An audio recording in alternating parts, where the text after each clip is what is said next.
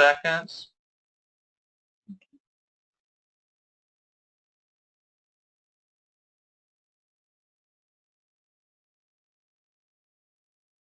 Hello, I'm Wanda Curley, and I am an Autism Resource Specialist with the Autism Society of North Carolina. Welcome to our webinar, Staying Two Steps Ahead, Safety Considerations for Caregivers of Those with Autism Spectrum Disorder. As we begin, let's look at some of the main reasons that safety is different for our family members with ASD. First of all, their limited or complete lack of language may make it extremely difficult, if not impossible, to communicate with others in a crisis situation. As parents or caregivers, we may have learned to read the body language of our children and even to see possible triggers in their environment. Yet most strangers, even including emergency responders, may not be able to do that. Because of their own inability to read social cues and the difficulty in judging what to do in social situations, our loved ones with autism themselves may not know when they are in an unsafe situation and who a safe person to go to might be. Adding to the complications may be sensory issues such as dealing with the sound of a loud siren, the glare of flashing bright lights, the sight of blood, etc. Because many individuals on the spectrum have difficulty with changes in their environment, emergency situations may interfere with their ability to problem solve. They may become so anxious that they are not able to make sound choices about what to do or where to go in a difficult situation. Because of differences in the way individuals with autism think and learn, others may have a difficult time communicating with them, especially if they become anxious. There may be times that others may feel so inadequate to help that they turn completely away from the scenario, leaving our loved ones in a precarious situation. And this is something we would always want to avoid. One of the first and most difficult issues to confront is that an individual with autism may bolt, run, or wander off. It's very important for us as parents and caregivers to think about the root cause of this behavior. Many times, wandering behaviors occur because of something the individual either does or does not want to do. For example, an individual may want to go to a store nearby for some candy, but they can't verbalize that, so they take off on their own. Or they may want to run so that they don't have to do a chore, take a bath, etc. If we can figure out a reason for the behaviors, we can sometimes create strategies and visuals to help prevent such incidents and teach our children about the dangers of wandering away. Important to note is that one of the #1 causes of wandering is fascination with water. So swimming lessons are very helpful. And later on, I'll discuss some resources for this.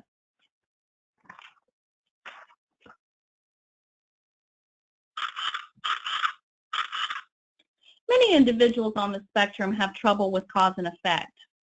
They may have extreme tolerance for pain, heat, and cold, as well as very little fear for hazards in the community, such as bodies of water. They may have difficulty understanding the consequences of wandering too far from caregivers in a crowded mall, or bolting in front of a car on a busy street, or jumping into a pool with deep water, going too far away from home, etc. Often they do not understand that these scenarios may lead to the consequences of getting lost or injured. Because of these facts, research has shown that individuals with autism are at higher risk of physical injury or death due to drowning or exposure. Because they are poor communicators, they may not be able to seek help, even if they know they need it and would like to do so. This might make them extremely vulnerable to people who are unsafe to be around. For example, a stranger might offer a young child with ASD some candy. That child will go with the stranger to get the candy, not understanding the implication, as a neurotypical child might, that this is not a safe thing to do. To avoid such situations, it's extremely important for us as caregivers to make an effort to teach our children about safety rules as best we can, perhaps using visual pictures, cues, social stories, or other means of communication that they can understand. There's an old adage, prevention is worth a pound of cure. This could certainly apply here, as we need to think ahead about any and all scenarios which might endanger our loved one. We need to also think ahead about how we ourselves will react and how we will teach our child to react if they find themselves in a certain situation. Another adage which might apply here is plan for the worst but hope for the best. The key lies to our preparedness and having a plan in place that we can follow almost without thinking. First of all, we need to assess our own abilities to stay calm in an emergency as best we can. What will happen if we tend to panic ourselves? It's probably a good idea for us to have information written down in some form that we can share with others on the spot, or if possible, we might want to think way ahead to the point of actually going to meet with emergency responders to educate them about our children and their needs. It's good for us to think about our immediate surroundings and our child's community settings and to share as much information about our child as we deem necessary ahead of time. This might include going to some trusted neighbors with a one-page informational sheet on our loved one listing some pertinent facts about him or her, how he or she communicates, what might trigger them or calm them, etc. Of course, this would also include some contact information and how best to reach you. Perhaps you don't know all of your neighbors, and the most important part of the sheet might just be a current picture so that they would recognize your loved one if he or she were to wander away from your home. Another important key would be to contact your local first responders, as I mentioned earlier, and set up a time to meet with them, perhaps even taking your child to show him or her that this would be a safe place to go in case of an emergency or when they find they're without you or another caregiver. Children with ASD can be taught that individuals in uniform can be safe people to go to when they are in need of help. And seeing these responders frequently in various situations can help to reduce their anxiety and reinforce the skill of turning to them for help in an emergency situation. As previously stated, preparedness is always key. Not only do we need to think ahead about possible scenarios, but we probably need to have this plan written down as best we can. In a few minutes, we'll discuss some resource tools available through the Autism Society of North Carolina that will help you to do just that. We might need to have a version of our plan which contains visuals and key information for the individual or him or herself to follow. So what might some type of plan like this include? First of all, it would definitely include emergency contact numbers for all caregivers. This might also include numbers for relatives, neighbors, or friends who might know where to find you or who may be summoned to help your child or loved one in the event that you cannot be reached. One of the keys here will be to share how your child communicates and what are some of the best methods someone might need to know in order to communicate with that person. Here's some questions to think about which you might want to include in your information. What is your child attracted to? What triggers and or upsets him or her? What are some favorite toys, songs, foods, medications, allergies, other medical information that might be helpful? What might help to calm your loved one in the event that he or she would become upset or hurt? You know your child well, probably better than anyone. But what do you need to share or disclose that would help a complete stranger be prepared to better help your child in an event of an emergency? When thinking ahead, it's probably easy to plan for everyday events in our lives. But what about those out-of-routine events that happen from time to time? This would include things like family reunions, holiday get-togethers, birthday parties, field trips, community outings, etc. You need to think about who's going to be responsible for helping to keep your child safe at such events, especially if it is an event that you would not be in attendance. Again, we may need to scope out environments ahead of time for potential safety issues. For instance, we know, as we've already mentioned, many individuals with autism are drawn to water. So if your child's going to a relative's house to a picnic, do you know if the neighbor has a pool? If so, is the pool area kept locked? Or perhaps you need to think about your child's preparedness with the question of, does he or she even know how to swim?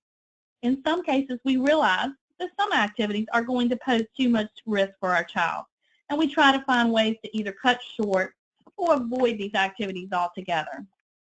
In some cases, we might need to get some respite for a child or provide an alternative, safer activity which would be more enjoyable. Other times, we're adamant that these events are definitely accessible for our children. So we're going to do as much planning ahead as we can. One thing we can do is call ahead to certain venues such as restaurants, theme parks for accommodations, or we can plan to arrive early to check in and give our child or loved one time to transition to a new situation. Much of our earlier discussion has focused on preparing either ourselves or others in the community to help our child or loved one. We also need to focus on how we can prepare that loved one and to teach him or her about safety as much as we possibly can. Again, we're going to need to stop and ask ourselves some key questions. What can my child learn? Can he/she recognize stop signs, exit signs, or other verbal visual cues? Because many individuals with autism tend to be very visual learners, many families will find it extremely helpful to print and laminate safety signs that their child can be taught to recognize and to learn the meaning of as well. Many of these signs can be made through BoardMaker or through our computers with Google Images, and actually used in conjunction with our child's schedule if need be. We also might want to think about an ID bracelet or some temporary tattoos with key information about our child if they can handle wearing something from a sensory standpoint. Other key questions here would include things such as, can my child read? Would he/she be able to learn to follow written rules, etc.? Many parents find it helpful to obtain copies of the classroom or school rules, fire drills, tornado drills, etc. Having these at home to look at with our child will enable us as caregivers to go over these thoroughly, to assess our child's understanding of them, and perhaps to come up with some visuals that might help the child to an even greater degree when placed in an emergency situation. Because safety can be such an integral part of our child's self-help and adaptive skills, it's also a good idea to include some of these goals in our child's individualized education plan or personal safety plan.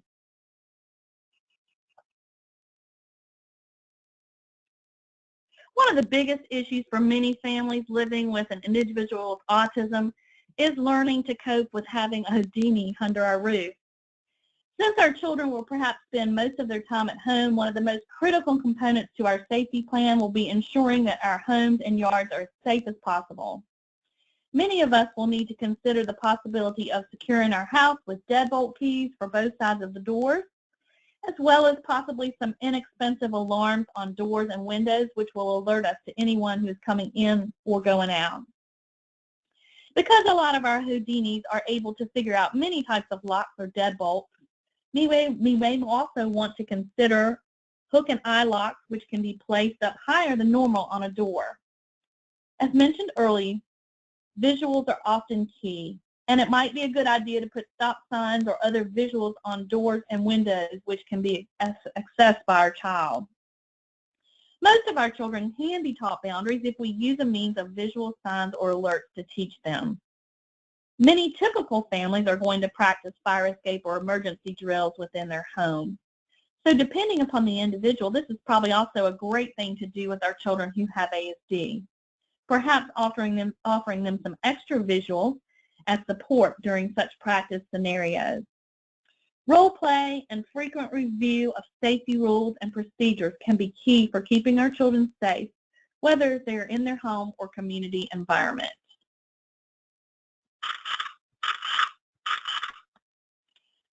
Many of the previous points have pertained more to younger children on the spectrum.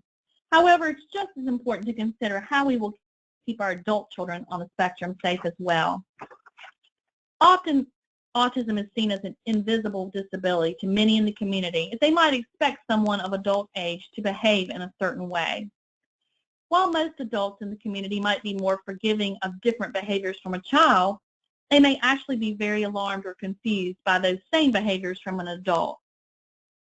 Many of the behaviors of our adults on the spectrum could be misunderstood or misconstrued by adults in the community. For instance, most of us know that when we're approached by a police officer, the officer is a safe person in the community, and they're there to help ensure law and order. Our adults with ASD may become anxious and or threatened when approached by a police officer, thus becoming agitated and upset.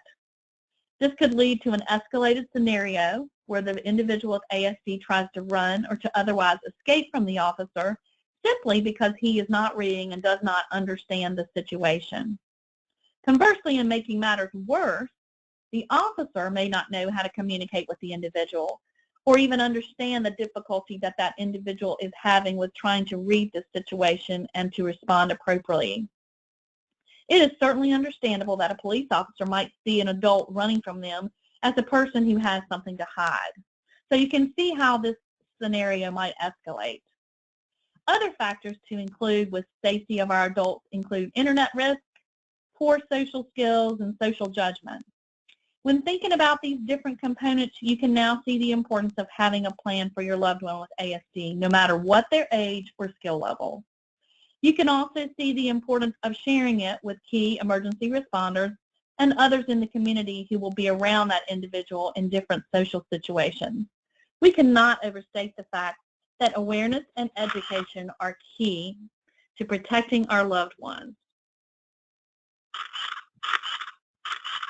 Let's take a moment to discuss and recap an important tool that's available to you and your family from the Autism Society of North Carolina. It's what we call our Safe in the Community items available at our website. You'll see the link on your screen. These items are important tools, and they include an information handout for on-scene caregivers and emergency responders. This would be your base plan. It could be duplicated, laminated, and placed by the phone in your home, as well as given to local 911 call center in your area so that they can red flag this information in the database. That way, dispatchers can alert patrol officers about your concerns and how they might best be able to help your child before they even arrive. We also have some autism stickers which can be used in your car or home to alert emergency responders in case of an emergency. The Office of the State Fire Marshal advises to put these stickers in the front door of your home and possibly also in the left side of the window of the room that the individual with autism sleeps in. Also available are some small identification cards which can be filled out and laminated so that the individual with autism can keep it in a pocket, wallet, or purse. Finally, we have some small cards with helpful hints for interactions with individuals on the spectrum. These can be most helpful in educating others in your community, such as neighbors, police officers, and school resource officers. Two other resources listed on this slide are some helpful safety tools and websites. My Precious Kid is a company which sells safety items designed for home and community. Some of these items include tracking devices, personalized dog tags, lost and found temporary autism tattoos, Velcro ID bracelets, seatbelt adjusters, and adapters, just to name a few. The other website, aware.org, stands for Autism Wandering Awareness Alerts Response and Education. This is a collaborative nonprofit organization whose mission is to prevent autism-related wandering incidents and deaths. Many helpful articles and links are contained at this site, as well as a caregiver toolkit, including a checklist for the many questions that we have discussed online today. Included in the safety materials link on the website is a first responder toolkit, which you can reproduce and share with your local first responders as well.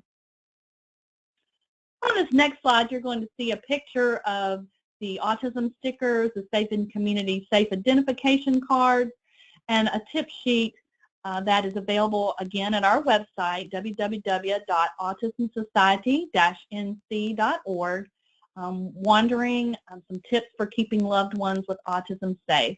This would be a great handout to share with neighbors, first responders, or others in the community that you want to spread some awareness with.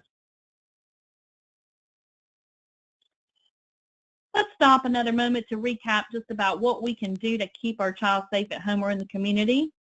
We've discussed being proactive and thinking ahead to all possible triggers and scenarios. We've discussed obtaining safety kits and how we can use these to teach and make others aware of helping our child.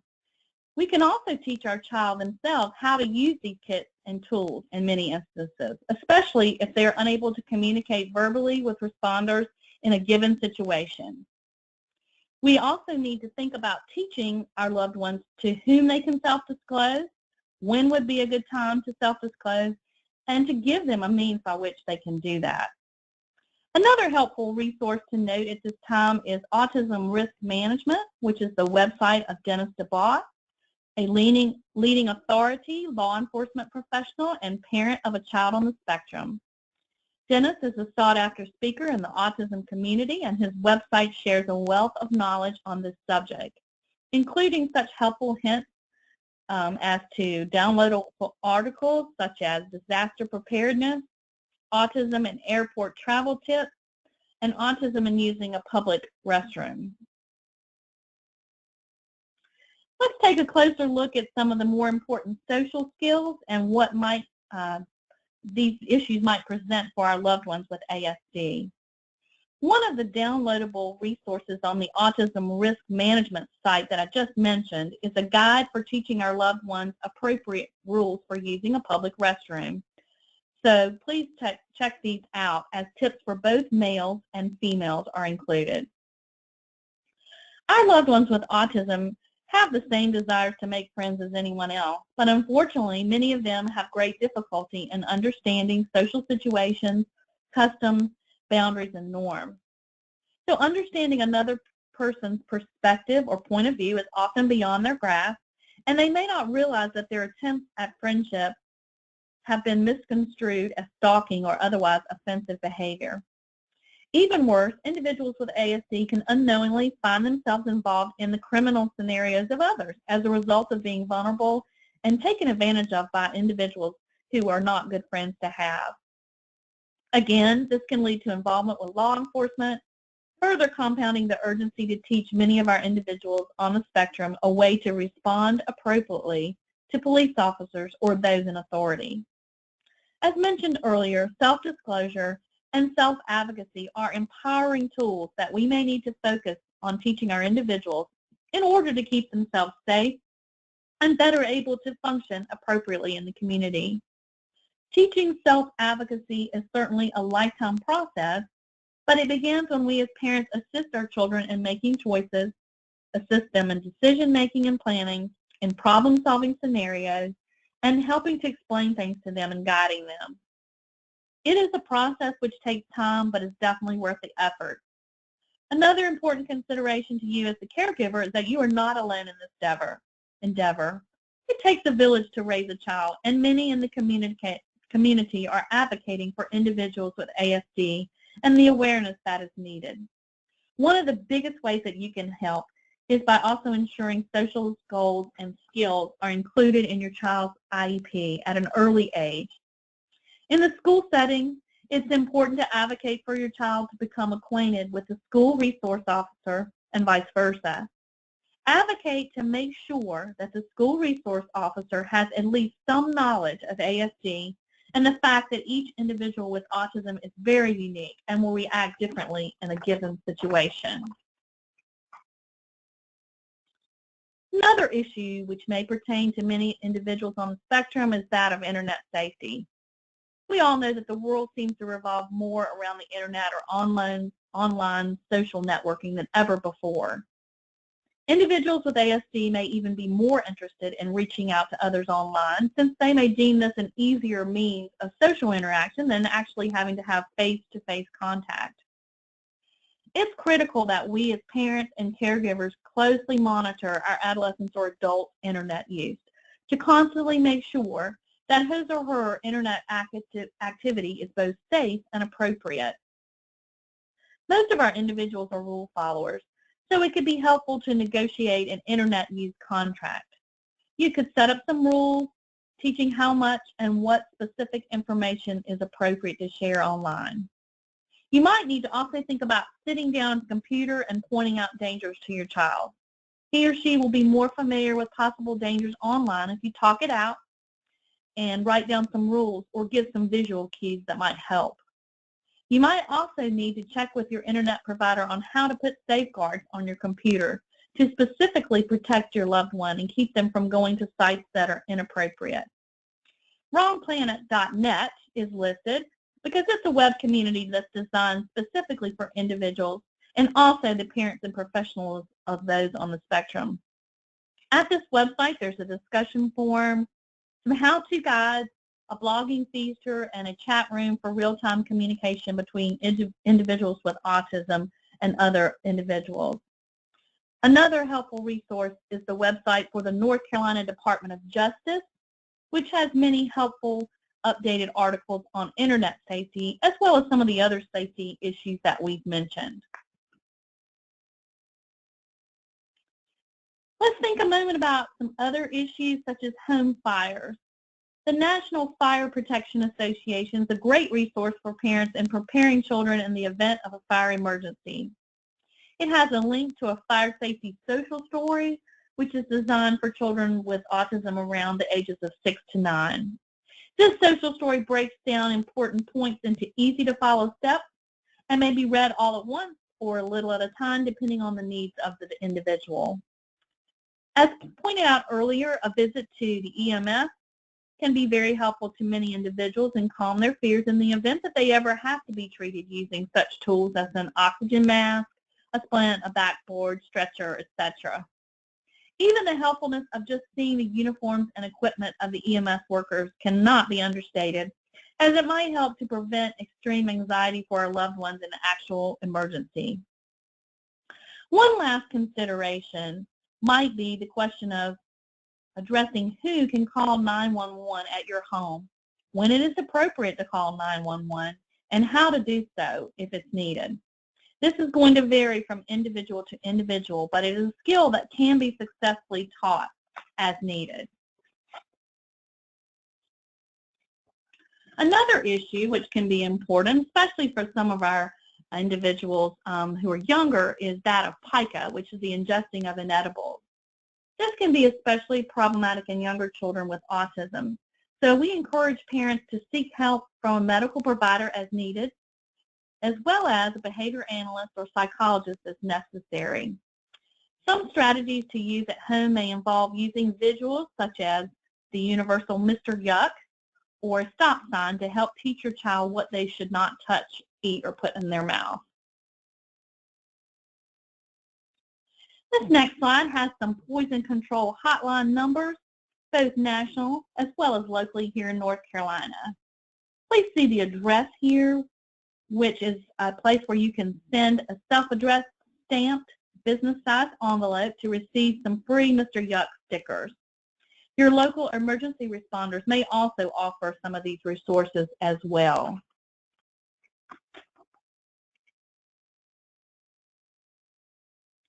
Our next slide has 5 affordable safety tools that probably all families should consider, especially for children or adults on the spectrum who are prone to wandering.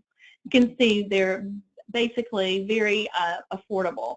Number 1, door window alarms available at Lowe's, Home Depot, Walmart, etc.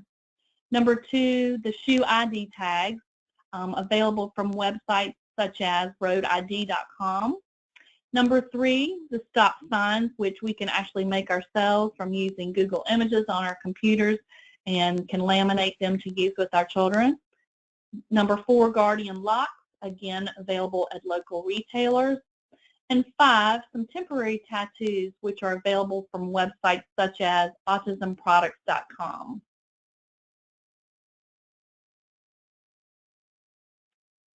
When thinking about safety, don't forget that we are a resource for you. The Autism Society of North Carolina has several workshops and information available to you. These are a listing of some of the workshops that we have, and I would encourage you to check with your local autism resource specialist or to check our website for a current calendar of events and schedule of our workshops online.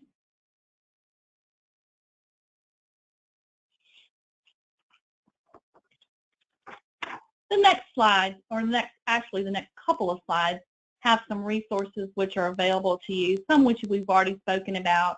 The Autism Safety website has lots of information on safety products and some tips as well. The AWARE organization that we mentioned for tips on wandering and help with that. The twigtail.com has some scripted social stories that you can use with individuals to help teach safety. The next one, the poison site, safety site, Mr. Yuck. And then there's also a Get Going guide for adults who are trying to learn to navigate safe travel transportation. This is available at a website called DJ Fiddle Foundation. One of the things you might want to do as you're checking out resources to check with your local police or sheriff's department to see if there's a Project Lifesaver or similar program in your area. Project Lifesaver and other programs provide trackers to families, often free of charge or at a low cost to families. Another resource which is available online is called LifeBlock Culture City. This is a nonprofit organization which has provided some safety products and locks to families. It's available by checking these, going to this Culture City website. Please note that sometimes these websites do become saturated with requests and will normally take waiting lists. So if you go to the site and you may need to get on a waiting list to get some of these products, but they're generally available at different times during the year.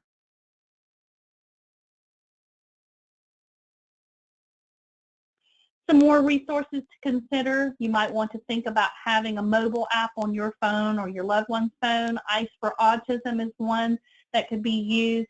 If you find yourself out in the community and you are in a medical situation, a person who could take your phone and would be able to help your loved one, that would be a helpful app for them. Again, I think we mentioned earlier the safety products from mypreciouskid.com.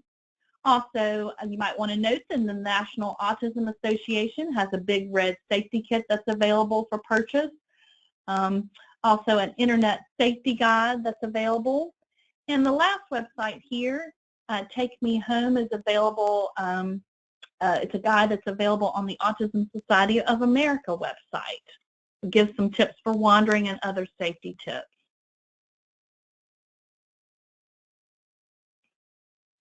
This slide has a list of resources for trackers and other ID safety products.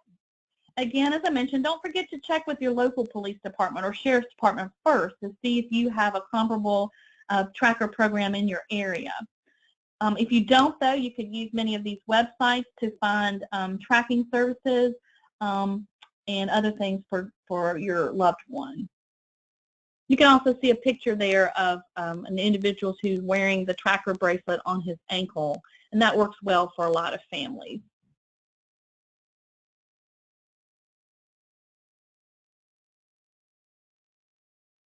This next slide lists some resources for water safety and how you may be able to find some local resources for swimming lessons in your area. The National Autism Organization has some links. If you go to autism safety and then go down to swimming instruction, you can find some available swimming lessons in your area. There's another organization, superswimmers.org, which will help to locate swimming lessons regionally. Personally, I found it helpful just to contact my local Y, and they were able to give me the names of a couple of individuals who had expertise in teaching children with autism. So we did not have to go far outside of our area to get that. It took a few phone calls. The bottom two links are some resources for service animals, which are used in many cases to help keep our individuals with autism safe in their home and community. Autism resource specialists often get calls for information about those, and these are two websites that we know help families to go through the process of finding a service dog or animal for their loved one. Thank you so much for viewing this webinar, and I hope that you will please feel free to contact me or the Autism Society of North Carolina with any questions, comments, or concerns that you might have.